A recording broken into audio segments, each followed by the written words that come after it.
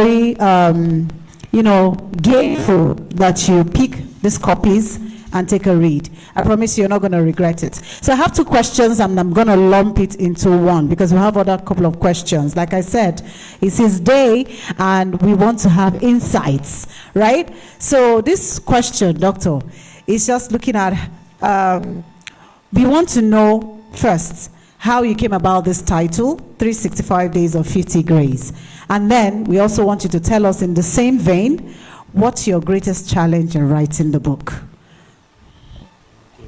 Okay, the 365 days is, the literature style of the insight is like a devotional.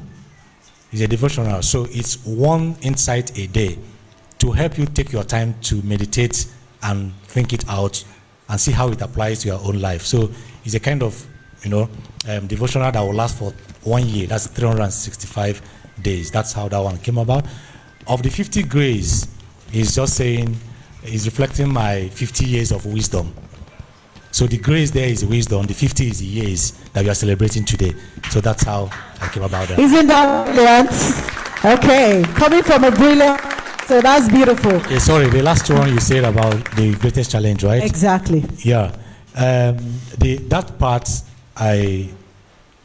it's actually, trying to, I'm trying to discuss and describe and explain some of these insights. They initially came as like I told you, as my life journal. So one of the biggest challenges is trying to package those messages in a way that people will understand it. Trying to step out of myself and be in the crowd and refine those messages.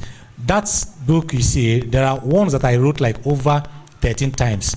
I'll read it again, I'll start reconstruction, just to see how it passes over to the people, and not just from my own perspective. So I call it a brain torture, or brain what's it called? Brain torture, so to say, or brain fatigue, which I passed through at some point. So that's just the much I got. And guess what? We are here with the full copies put together, not just halfway, right? So let's applaud him for that effort. Let's applaud him. Thank you.